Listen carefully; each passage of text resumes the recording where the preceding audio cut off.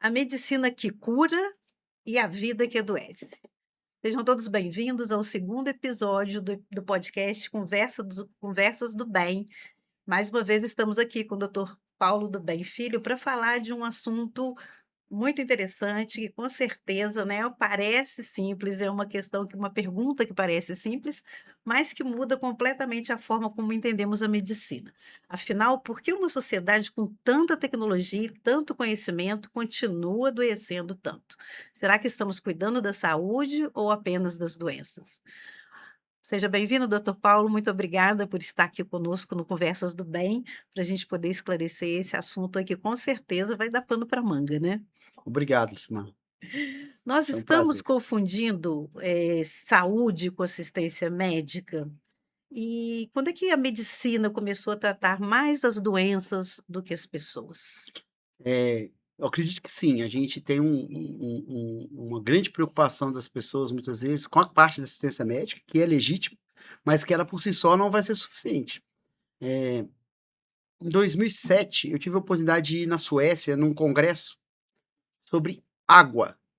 O que que eu fui fazer lá? Eu fui apresentar um trabalho que eu tinha feito lá em 98, na faculdade ainda, sobre a recuperação de um córrego lá em Belo Horizonte, do projeto Manuelzão, que foi criado por um professor lá, visionário, alguns professores, mas quem encabeçava era o professor Apolo Heringer, que falava o seguinte: o que que a faculdade de medicina está mexendo com questão de Rio das Velhas, né, despoluir o Rio das Velhas. E ele trouxe uma ideia muito que eu adoro, os chamados proxies, né, que são aquelas coisas que são indicadores de que quando você tem aquilo ali, mudou muita coisa. Ele falou assim: "Se o peixe um dia voltar para o Rio das Velhas, Hum, significa que um tanto de coisa mudou, tratamento de esgoto, questão de lixo, um tanto e que no final isso vai impactar na saúde das pessoas". Então é sim uma questão da medicina, né. Só que a medicina por si só ela não é capaz de fazer toda essa parte. Então essa questão de saúde, de promoção da saúde, tem a ver com todos os setores, né. Você tem uma cidade, por exemplo, que investe em parques, em locais para as pessoas fazerem atividades físicas. Ou hoje, por exemplo, eu moro no Espírito Santo, em Vitória, a cidade está repleta de ciclovia, é claro que as pessoas vão começar a ter local e estímulo a fazer mais atividade física, né. Não é obrigatório você ter isso, né, a gente pode falar um pouco mais à frente, você pode fazer atividade física dentro da sua casa, mas é uhum. claro que se você tem um espaço adequado, pessoas fazendo, você acaba sendo mais motivado a adotar essas questões. Então eu falo que muitas vezes, eh, o que aparentemente não está ligado à medicina tem muito efeito sobre a saúde das pessoas. Um exemplo clássico é, por exemplo, o que fez, por exemplo, reduzir um tanto de câncer gástrico, tanto de coisa. Antigamente, antes a geladeira. Antes da geladeira, a gente tinha que salgar muitos alimentos ou pôr açúcar demais, porque não tinha para conservar.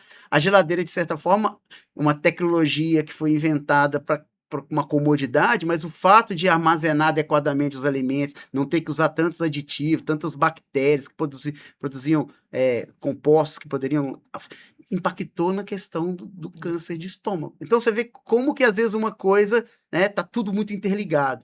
E eu falo então que a gente precisa ter claro essa questão da preocupação de uma assistência médica adequada, né, com acesso adequado, com qualidade, com equidade, mas mais do que isso, a gente precisa desse olhar amplo do conceito de saúde, que é um conceito, né, da própria OMS, que tem a ver com bem-estar biopsicossocial e de interações, para poder a gente transformar isso mais e ser mais assertivo nessa questão. Porque Uhum. também a gente fica muito conceitual e não faz essa transformação. Então, eu acho que é importante, a gente discutir mais sobre saúde, né. É Uhum. importante a gente preocupar com assistência médica, mas a gente tem que ter esse olhar mais amplo. Até porque, um pouco do que a gente vive, nessa questão da eu falo da desumanização ou da ineficiência de um sistema de saúde, tem a ver com essa visão, vamos falar assim, restrita do conceito de saúde. Certo. que essa questão, por exemplo, a segurança, né, como é que impacta o estresse, né, do nosso dia a dia, o trânsito. Sim, Então isso tudo nós estamos falando de tá tudo saúde, interligado. né. Não dá para falar. E assim como tá interligado com outras questões, né? Uhum, É, então, falo que a saúde ele é um grande oceano que tudo desemboca nela. certo, entendi. E na sua opinião, doutor Paulo, existe diferença entre prolongar a vida e ampliar a qualidade de vida? São coisas distintas? Muito distinto, né? Principalmente numa sociedade que está focada nesse tecnicismo, né, nessa perda aí de certos valores ou de percepções, vamos falar assim.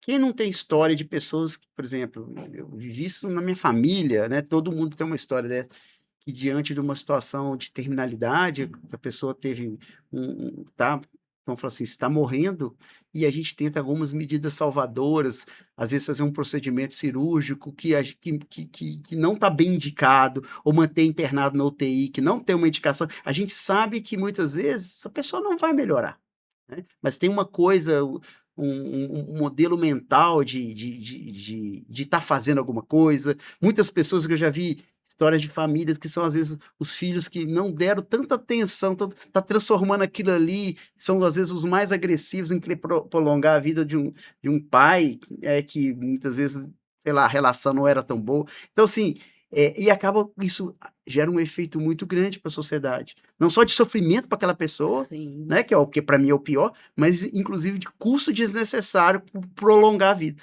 O grande desafio, né, por exemplo, a gente falou no episódio anterior das zonas azuis. O Japão, por exemplo, é o país do mundo que é um dos países, ainda é o Japão e a Coreia do Sul são os países do mundo que as pessoas vivem mais.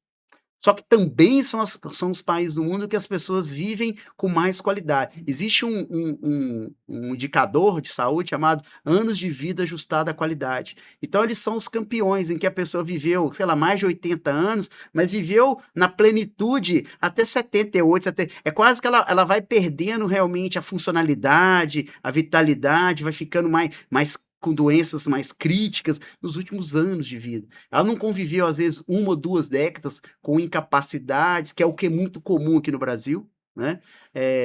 Por exemplo, o Espírito Santo, tô participando lá do Espírito Santo em Ação, que é uma iniciativa né, da sociedade civil, das empresas, junto com o Estado, com o governo, de pensar sempre no futuro do Estado. Agora tem um projeto para 2035, que é quando o Estado vai completar 500 anos, chama Espírito Santo 500, a S500.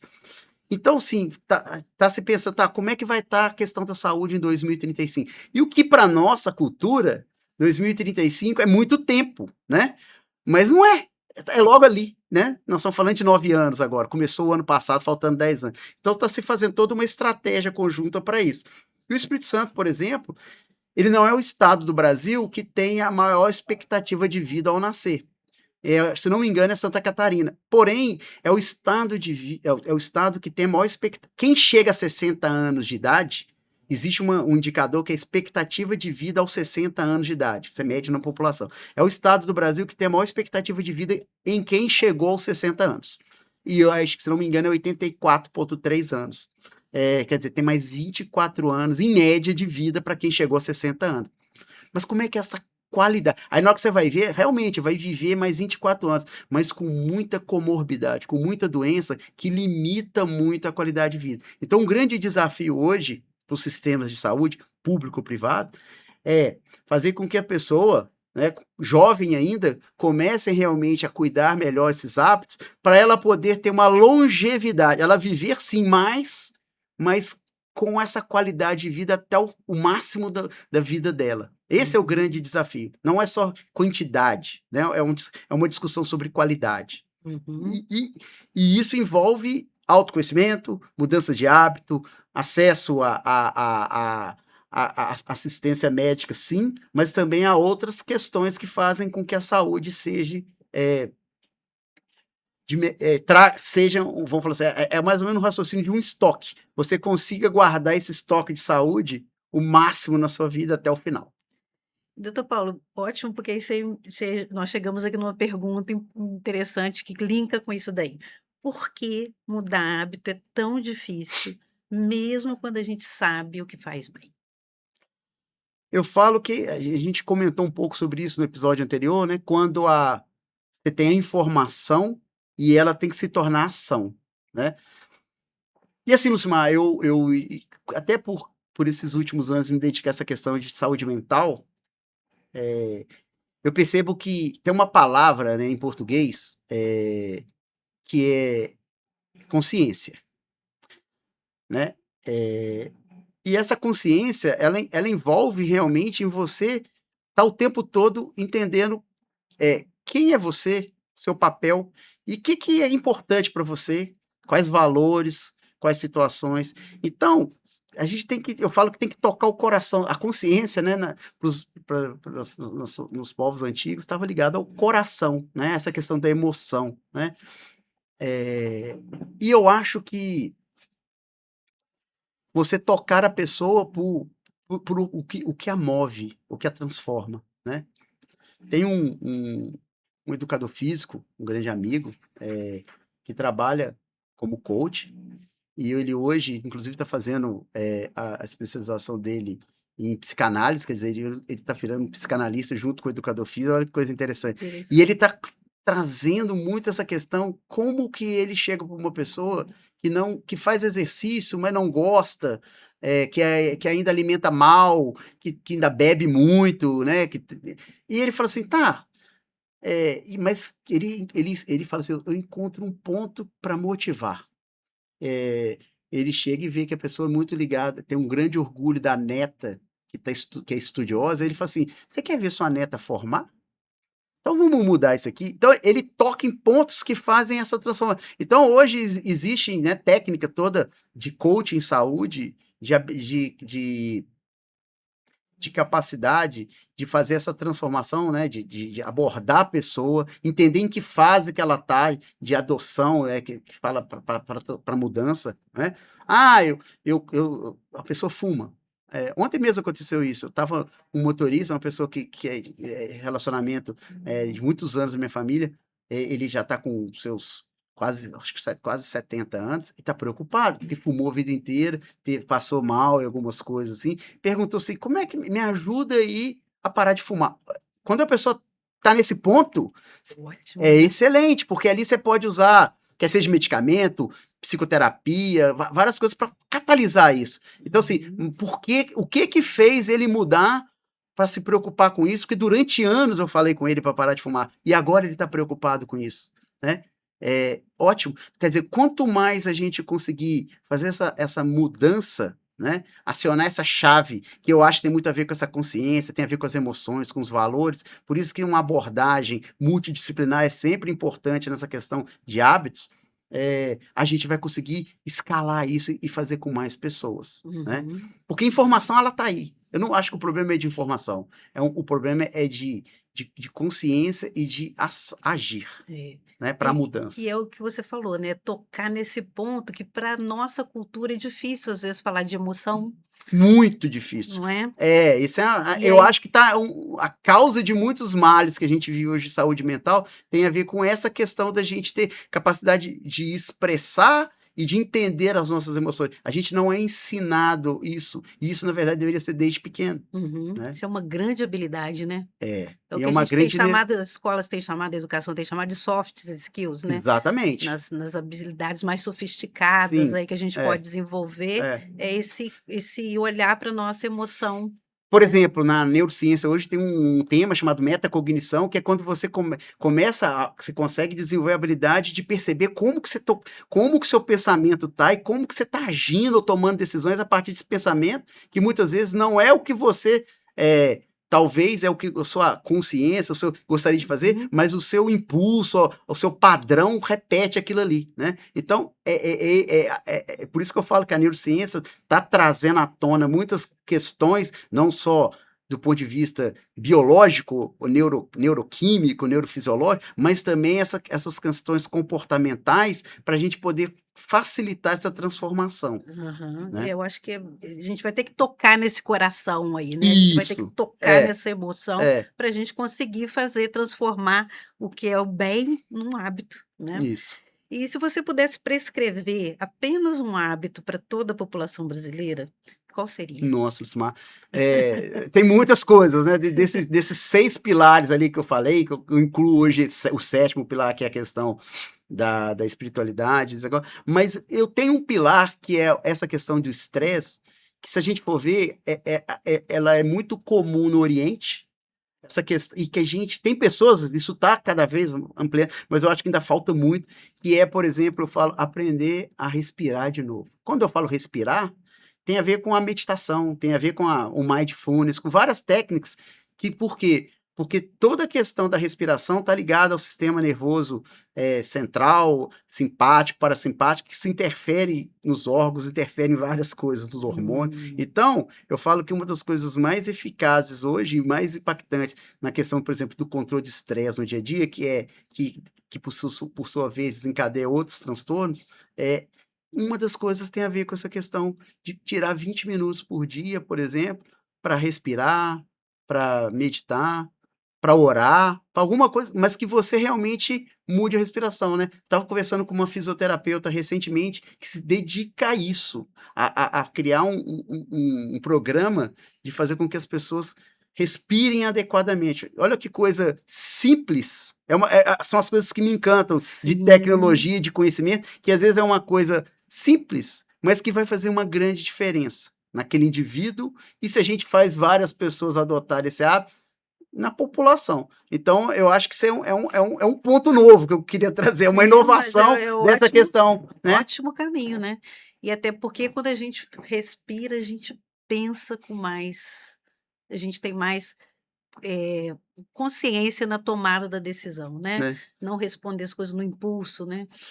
Sim, Quando você faz isso, né? sim. E- Você dá um te então, além dessa questão do orgânico, do físico, sim, você está no sim, psíquico também, né, trabalhando isso. Então, aham, é uma forma de reconexão muito forte, muito forte. exatamente. Que bom.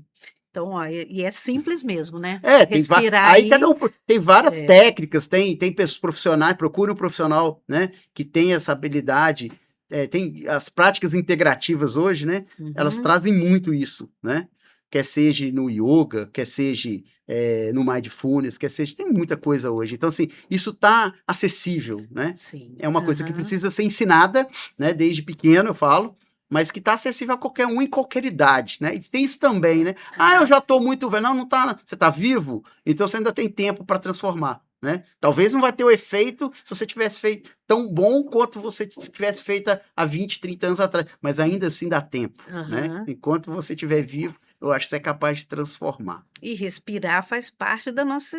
Quando para é É, um, porque já morreu, né? é, Então, é, respirar é uma coisa que traz é vida a aí pra vida, né? A gente, né? respiração, no final, é o que demonstra a vida, né? Uhum. Com certeza, que bom, que bom. Gostei dessa abordagem, doutor Paulo. Pois é, e ela tem tudo a ver com essa questão da gente estar nessa correria, né? Que a gente vive correndo, a gente está produzindo muito, mas vivendo pouco. E também, né, o estresse virou uma espécie de normalidade. Falar que a gente está correndo, que a gente está na correria, na agitação, isso está ficando normal? É, eu acho que a gente tem há muitos anos atrás, eu tive a oportunidade de participar de uns processos de desenvolvimento que o psiquiatra lá trazia um conceito que ele falava de poluição dromosférica, né, palavra o que que é isso? É a Aham. poluição do tempo. Na verdade, as coisas estão muito aceleradas, mas ao mesmo tempo a gente perde muito tempo.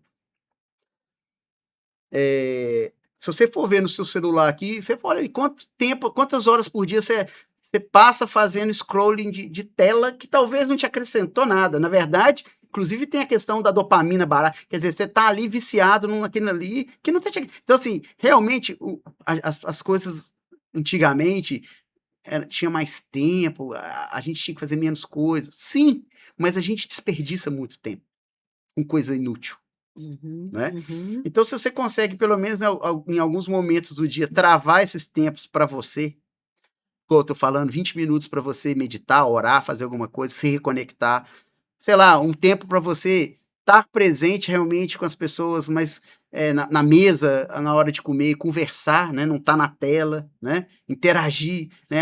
Eu falo, às vezes não é a quantidade, volta de novo, não é às vezes a quantidade do tempo que você passa com seu filho, mas é a qualidade daquele tempo, né? De Uhum. verdade, profundo, reconectado. Então, eu acho que tem muita oportunidade para mudar isso, né? Porque essa questão da saúde mental está muito ligada a como eu enfrento, né, os desafios, como que eu estou preparado emocionalmente, como que eu reajo a isso, que circuitos eu crio depois no cérebro, que são, falo assim, eu falo que a gente vai criando, o nosso cérebro é todo, é igual o mar, eu vou fazer outra analogia aí. O Uhum. mar, quando você olha o mar assim do alto, né, você fala, não, o mar tá ali, tá parado. Não, ali tem Tá muito. calminho, né? Ali dentro tá acontecendo muito movimento, tem corrente marítima indo do norte para o sul, de cima para baixo, interação. O nosso cérebro é a mesma coisa. O nosso cérebro tá o tempo todo, tem correntes ali acontecendo. E tem circuitos que a gente cria que são circuitos ruins, que nos levam a padrões ruins. E a gente tem que reprogramar ele. Então a gente tem que tomar consciência, usar técnica, usar equipamento. Por exemplo, hoje eu trabalho num projeto, numa iniciativa de uma startup com neuromodulação, que faz uma diferença absurda nisso, de poder ajudar nessa questão da reconfiguração dos circuitos cerebrais, junto, claro, com a psicoterapia, com outras abordagens. Então, assim, tem muita coisa acontecendo para poder fazer. De um outro lado, eu falo que a gente tem que desenvolver a resiliência.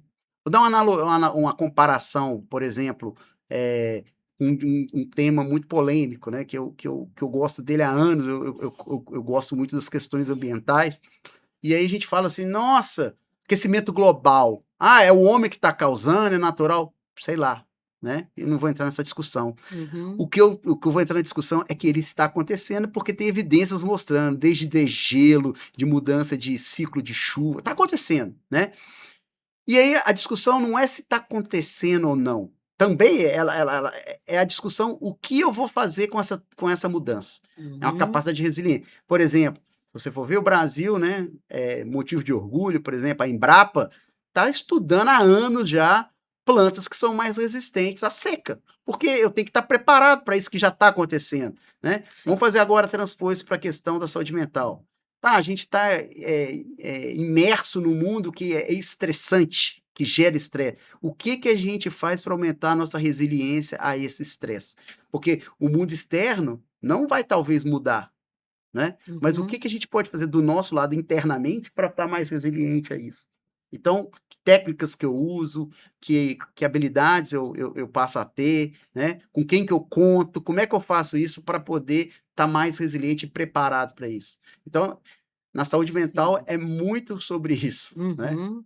Você falou dessa questão da que tem uma plasticidade no cérebro, né? Muito grande. Então, se a gente não entender que a gente não muda um hábito só porque a gente não quer ou porque não gosta, mas é porque o nosso cérebro não está na configuração, vamos dizer, Exatamente, ideal para essa exatamente. mudança, né? Por exemplo, pessoas que passam, por exemplo, existe o transtorno do estresse pós-traumático, isso é notório, né? A pessoa, por Uhum. mais que ela queira, ela tem hora que ela não consegue, porque ela cai eu falo nessa canaleta Sim. toda hora. Então precisa de tratamento, precisa de tecnologia, precisa de abordagem adequada para reprogramar isso, entendeu? Aham, aham, é verdade. Eu também já fiz um exercício para mudar essa plasticidade e a gente tem que trabalhar nisso, Sim, porque é um trabalho, exige mesmo da gente, né?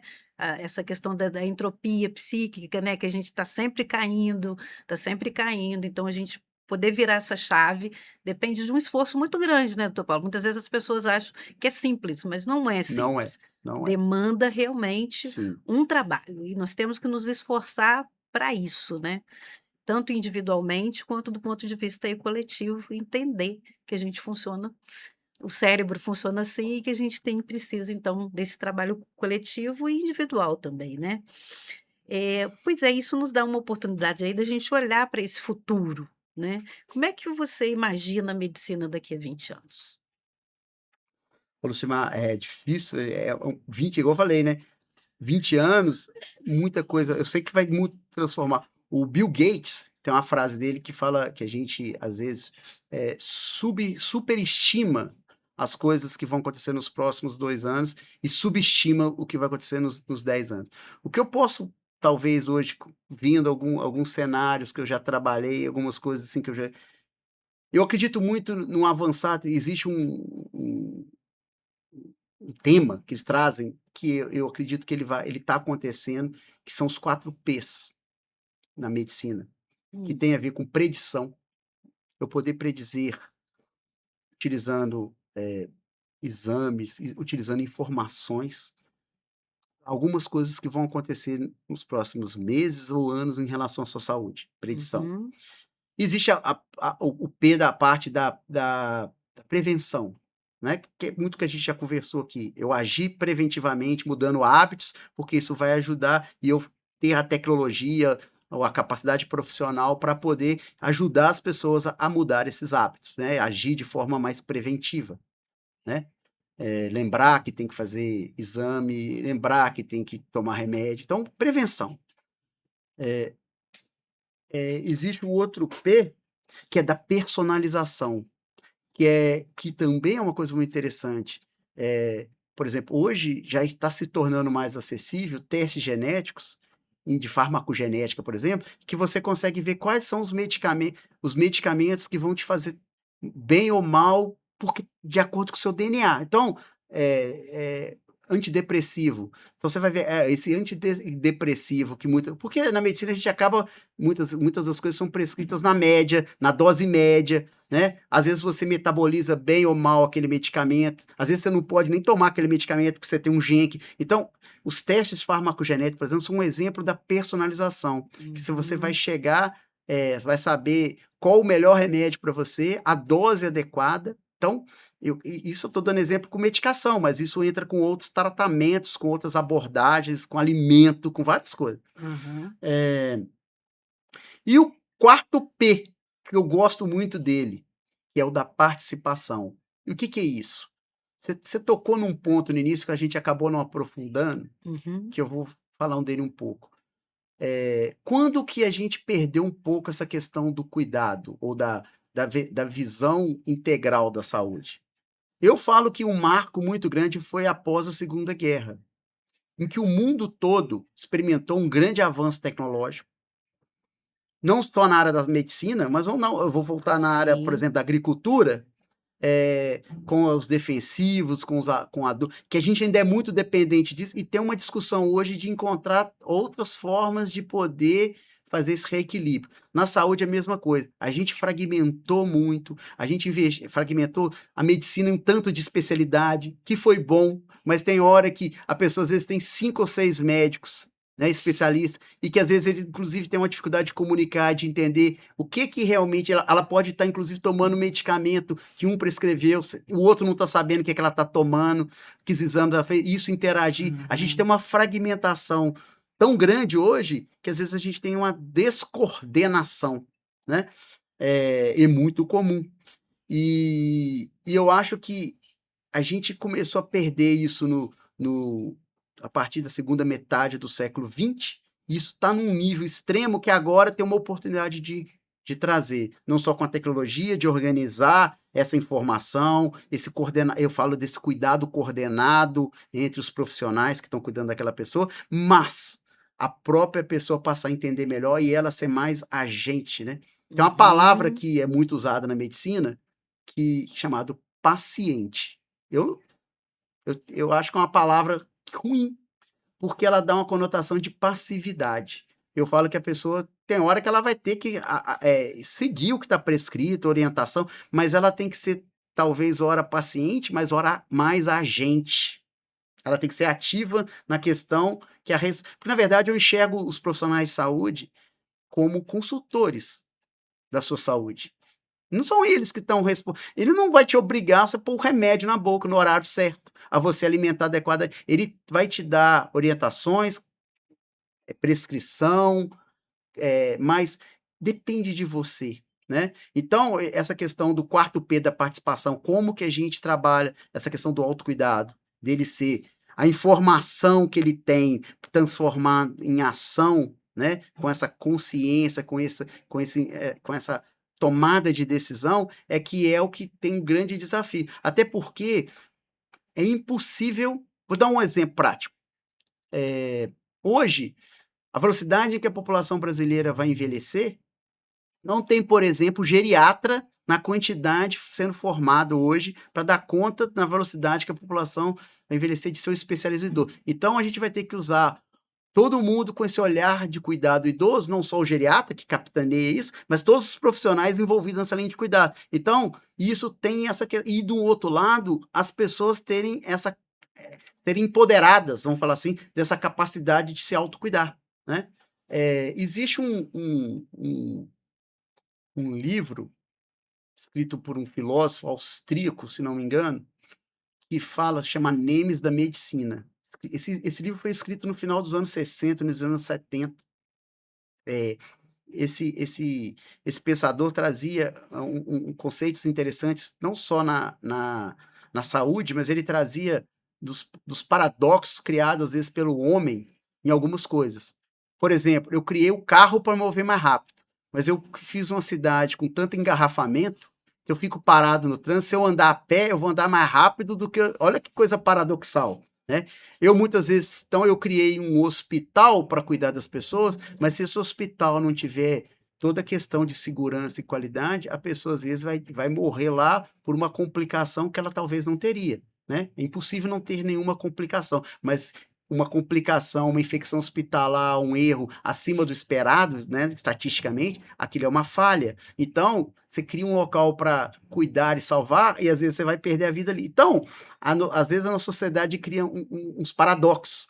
E um paradoxo que ele traz, que tem a ver com essa questão da Nemes, da medicina, é que isso foi criado. O que é a Nêmesis, né? É o castigo que os deuses impunham aos mortais que se achavam deuses. A Nêmesis da medicina tem a ver com o fato da gente ter preocupado tanto nesses últimos 70, 80 anos com a tecnologia e ter abandonado essa questão do cuidado e principalmente da autonomia das pessoas, da responsabilidade delas de se autocuidarem, que foi transferido. Olha como é que as coisas vão se fechando. Foi transferido para os profissionais da saúde uma responsabilidade que não é deles, que talvez no início foi muito legal, mas que hoje leva, por exemplo, ao burnout, à exaustão. Porque você não vai fazer muitas vezes aquela pessoa transformar, porque você não tem essa capacidade, e até porque isso depende dela. Então, esse resgate de uma autonomia do paciente. Por exemplo, a gente passou anos no Brasil, colônia, se a gente for ver, com as pessoas se virando, né? A gente foi o último país da América a ter uma faculdade de medicina. E aí, as pessoas se viravam com as ervas, com o que tinha, e que até certo ponto resolvia alguma coisa. Resolvia, né? A gente tem uma cultura até hoje que veio do Brasil, do boticário, da farmácia, que muitas vezes, porque não tinha médico, era o profissional que estava ali, que representava, que virou desse curandeiro, desse raizeiro, virou depois o farmacêutico, a gente tem um médico. Só que ao mesmo tempo a gente foi perdendo um pouco essa questão das pessoas, peraí, deixa eu ter minha autonomia aqui de decisão de tratamento, de entender que eu sou responsável por aquilo ali, né? Porque se a gente não transformar isso junto com essa participação desse P, não tem sistema de saúde, não tem profissional de saúde que vá dê conta da necessidade que a gente já está vivendo hoje e que vai se tornar muito maior, porque a gente tem uma população que vai envelhecer muito rápido, né? A gente tem jovens que já estão, por exemplo, com adoecimento, com transtorno mental muito, assim, muito jovem. Então, a gente precisa realmente fazer essa transformação, né? Então, eu falo que o futuro da saúde envolve tecnologia, né? Se você for ver nesses 4 P's aí, tem a tecnologia em todos eles, né? Em doses maiores ou menores, mas aí tem a tecnologia que eu falo que muitas vezes o pessoal da atenção primária fala muito sobre isso, que é chamada tecnologia leve, mas que é complexa, não é porque ela é leve, que é essa capacidade de educar, de transformar, né? E ela precisa ser... eu uso aplicativo, eu uso WhatsApp, eu uso qualquer coisa para abordar a pessoa, posso usar, mas eu tenho que tocar nos pontos certos. Então, essa é a tecnologia leve, sabe, Lucimar? Entendi. Que eu acho que é um grande desafio. né? Uhum. Inclusive para quem quer empreender, para quem quer agir na área da saúde, é pensar nesses 4 P's e fazer eles trabalhar de forma sinérgica. Eu acho que aí está o grande oportunidade da medicina para os próximos anos. Ai, maravilha. Nós estamos chegando aqui no final desse nosso segundo episódio do Conversas do Bem, e ficamos com aquela impressão de que talvez cuidar da saúde seja muito mais do que evitar doenças. Cuidar da saúde talvez seja aprender a viver, né, doutor Paulo? E aí fica uma última pergunta para você, até pelo tema que você estava falando agora. O que nunca poderá ser substituído pela tecnologia? Ah, Lucimar, essa aí é fácil. Se a gente resgatar a história da manga lá do meu paciente, que a minha experiência, a experiência de qualquer um, por exemplo, brincando aqui, mas é sério, de chupar uma manga debaixo de um pé de árvore, toda essa experiência, toda essa subjetividade de uma coisa dessa. Ou a gente pode trazer várias Vários, né? situações, né, do nosso dia a dia, da nossa vida que tem esse lado da experiência e da subjetividade, isso a tecnologia não vai fazer por nós, né. Podemos chegar a ter inteligência artificial, a AGI, né, ela vai interagir com a gente, mas isso é uma coisa humana que nunca vai ser tirada de nós, e a gente precisa desenvolver isso cada vez mais e estar sensível e perceptível, né. Uhum, Essa habili a gente não consegue, vamos descreve o gosto da manga, é difícil demais da gente descrever, né, sim. mas a gente sabe o que é. E no Aham. final é isso que importa, né. Então é isso, a tecnologia vai realmente ela está muito ubíqua, muito presente, vai estar cada vez mais, né, mas um olhar, um toque, uma coisa que é humana, essa questão da experiência, eu acho que é o grande diferencial e o grande valor para os próximos anos.